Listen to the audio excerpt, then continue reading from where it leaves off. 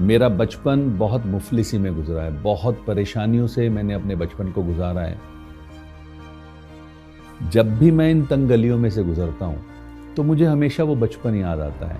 मुझे वो अपने जीवन के पल याद आते हैं कि कैसे मैं इन तंग गलियों में से गुजरा। लेकिन मुझे एक बात और एहसास होती है कि अगर ये तंग गलियाँ ना होती तो शायद जो मैं आज हूँ वो हो नहीं पाता। पापा एक छोटा सा जॉब करते थे, बहुत कम उनकी सैलरीज थी। उसका परिणाम ये था कि घर में इनकम्स बहुत कम आती थी।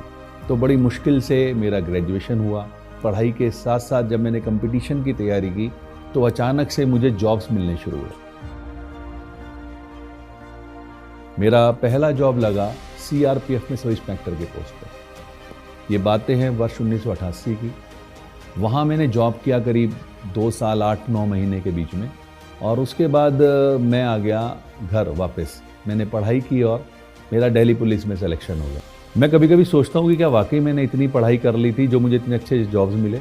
लेकिन मज़ेदार बात दूसरी भी है कि मैंने उस जॉब को भी नहीं किया और 93 में मेरा सिलेक्शन हुआ कस्टम्स डिपार्टमेंट में। कस्टम वाला जॉब मुझे इसलिए ज़्यादा अच्छा लगा क्योंकि वो मेरे घर में ही था, मेरठ में ही था, तो मैंने उसको कंटिन्यू किया।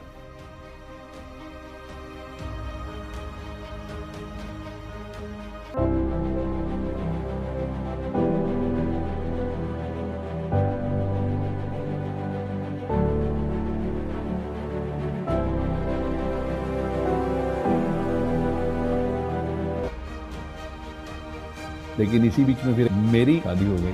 अब शादी के बाद बच्चे तो जिम्मेदारियां बढ़ी और अल्टीमेटली एक बात समझ में आ गई मुझे फिर कि जॉब एक ऐसी व्यवस्था है जिसमें आप भूखे रह नहीं सकते पर कभी तरक्की कर नहीं सकते। और इसी बात के मद्देनज़र मैंने ढूंढना शुरू किया कोई एक ऐसा प्लेटफॉर्म जो मुझे एक्स्ट्रा इनकम दे सके। And I am thankful to the person mister JK Gupta. Unfortunately आज वो हमारे साथ नहीं है, बट यस, वर्ष 2004 में वो मेरे लिए एक देवता के रूप में सामने आए। उन्होंने मुझे फॉरएवर के मार्केटिंग प्लान के बारे में बताया। तो देखा, मुझे समझ में आ गया कि ये वो प्लेटफॉर्म है जिसकी मुझे तलाश थी। यहाँ मैंने धीरे धीरे अपने रास्तों पे चलना शुरू किया, धीरे धीरे सक्सेस की तरफ बढ़ना शुरू किया। अगले 6 महीने में मैनेजर हो गया। तो मुझे एक बात समझ में आ गई, तरक्की नहीं मिलने वाली है। वर्ष 2016 में जब मैंने इनकम्स का आकलन किया तो मुझे लगा कि यार, एक तरफ मुझे विभाग से करीब 10 लाख रुपए सालाना सैलरी मिलती थी, लेकिन उस साल की मेरी आईटीआर जो फॉरएवर के बदौलत थी वो करीब 34 लाख की थी। तो मैंने डिसीजन लिया किसी और को मौका देते हैं सरकारी नौकरी करने का, और मैंने क्विट किया। और मैं वर्ष 2017 जनवरी से फुल टाइम आज इस बिजनेस को बिल्ड कर रहा हूँ। इस व्यापार में मुझे वो सब चीज़ें मिली, चाहे मैं इंटरनेशनल ट्रेवल की बात करूँ, चाहे मैं एक अच्छी हेल्थ की बात करूँ, चाहे मैं एक अच्छी फैमिली लाइफ की बात करूँ, चाहे अच्छे मकान की बात करूँ। मैंने एक हर वो चीज़ जो मनुष्य, एक आम आदमी अपने जीवन में कल्पना कर सकता है, वो इस प्लेटफॉर्म से मुझे मिली है।